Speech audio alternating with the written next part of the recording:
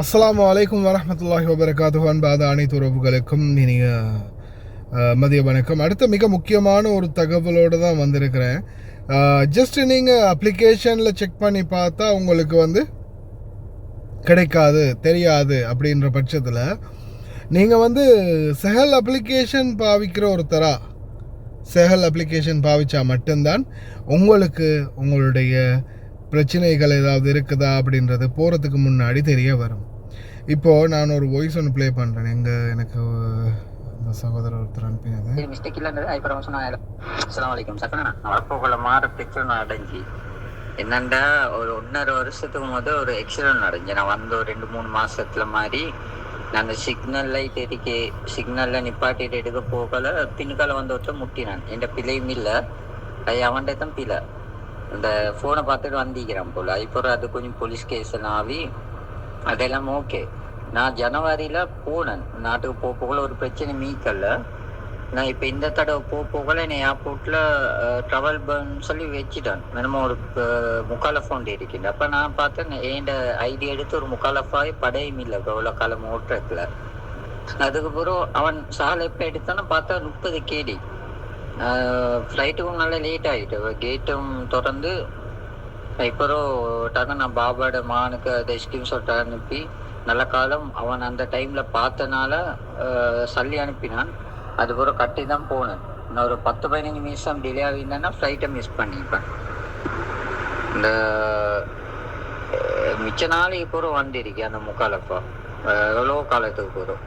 அப்போ நான் பாபாவோட மாங்கிட்ட சொன்னேன் இந்த மிஸ்டேக் இல்லைன்றது. இப்போ அவன் சொன்னான் தெரியும் அந்த புலிசு போனால எனக்கும் சேர்த்து அடிச்சுக்கிறான். அதனால மிச்சம் கவனம். இந்த எங்களுக்கும் தெரியாமல் முக்காலஃபாய்க்கும் அதுக்கப்புறம் ஏர்போர்ட்டில் வச்சு தான் அதை கட்டி கொள்ள வரும், அதுக்கப்புறம் தடமாறி கொள்ள வரும். அதனால பார்த்துக்கொள்ற நல்ல பெரிய பாடம் உண்டு எனக்கு. புரிஞ்சிருக்கும் நினைக்கிறேன். இவர் கிட்டத்தட்ட 1.5 வருஷத்துக்கு முதல் முக்காலஃபா வண்டி சிக்னல் நிற்கல, இன்னொரு வண்டி பின்னால் முட்டியிருக்கிறான். அதுக்கு போலீஸுக்கு போய் அந்த இன்சூரன்ஸ் பேப்பர் அது எடுக்கிற அந்த ப்ரொசீஜரோட முடிஞ்சு போயிருக்கும். பின்னாடி முட்டினவங்களுக்கு தான் பார்த்திங்கன்னா பெரும்பாலும் ஃபைன் விழுகிறது. ஆனால் சில நேரங்களில் முன்னாடி நிற்கிற டிரைவருக்கும் சேர்த்து ஃபைனை போட்டு விட்ருவாங்க.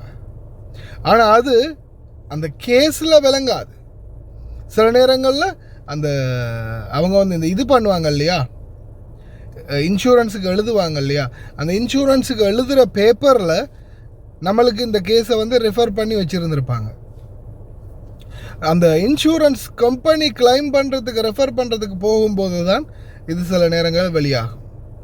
அப்போ இவர் இந்த முறை ஜனவரிக்கு நாட்டுக்கு போய் வந்தார். ரீசெண்டாக ஜனவரிக்கு நாட்டுக்கு போயிட்டு வந்தார்.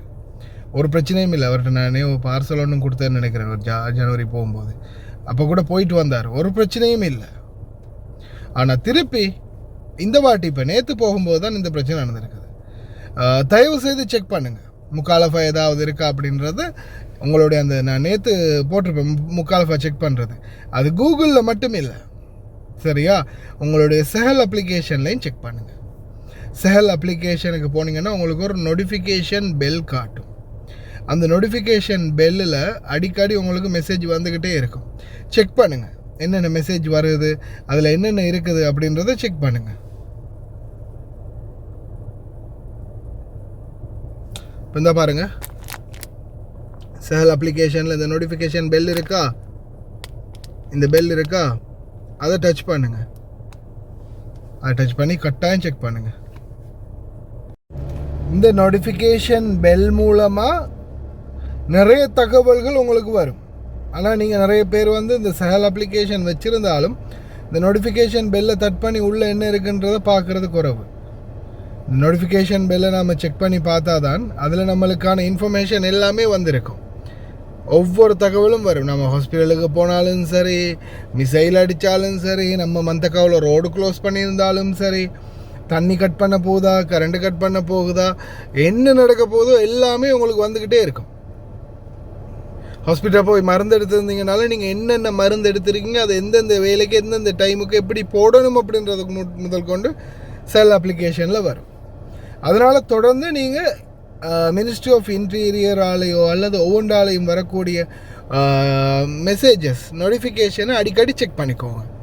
இது உங்களுக்கு மிகப்பெரிய ஒரு பயனாக இருக்கும். அதே மாதிரி டிக்கெட் போட்டிருக்கிறீங்கன்னா டிக்கெட் போட்ட பிறகும் சில நேரங்களில் சிவில் ஏவியேஷன் ஏதாவது முக்கியமான தகவல்களை இது பண்ணுறாங்கன்னா அதுவும் வந்து உங்களுக்கு இந்த மாதிரி வரும். வெதர் அலர்ட் வரும், காற்றடிச்சா வரும், ரோடு க்ளோஸ் ஆகியிருந்தால் வரும், மழை பெஞ்சா வரும். எல்லா தகவல்களும் இந்த சஹல் அப்ளிகேஷன் மூலம் வரும். மறக்காமல் சஹல் அப்ளிகேஷனை டவுன்லோட் பண்ணி ஆக்டிவ் பண்ணி வச்சுக்கோங்க. உங்களுடைய முக்காலஃபாக்களை செக் பண்ணி பார்த்துட்டு அதுக்கப்புறமா ட்ராவல் பண்ணுறதுக்கு டிக்கெட் போடுங்க. சில நேரங்களில் இந்த மாதிரி பிரச்சனைகளால் நீங்களும் பாதிக்கப்படுறதுக்கு வாய்ப்பு இருக்குது, உங்களுடைய நண்பர்களும் பாதிக்கப்படுறதுக்கு வாய்ப்பு இருக்குது. முடிந்த வரைக்கும் இந்த வீடியோ ஷேர் பண்ணுங்கள், அனைவருக்கும் சென்றடையட்டும். அப்போ தான் எல்லாருக்கும் ஒரு அவேர்னஸாக இருக்கும். முடிந்த வரைக்கும் இந்த மாதிரி வீடியோக்களுக்கு லைக் பண்ணி ஒரு ஷேர் பண்ணி சப்போர்ட் ஒன்று தாங்க. தமிழ் வீடியோ மக்கள் கொஞ்சம் ரொம்ப அசம்பந்தமாக தான் வீடியோ பார்க்குறீங்க, லைக் பண்ணுறீங்க, கமெண்ட் பண்ணுறீங்க. பரவாயில்ல, ஏதோ என்னுடைய தாய்மொழியை என்னை விட்டு கொடுக்கக்கூடாதுன்றதால தான் நான் எவ்வளோக்கு இழுத்துட்டு போகிறேன். பார்ப்போம் எவ்வளோ நாளைக்கு அவாய்ட் பண்ணுறீங்கன்னு.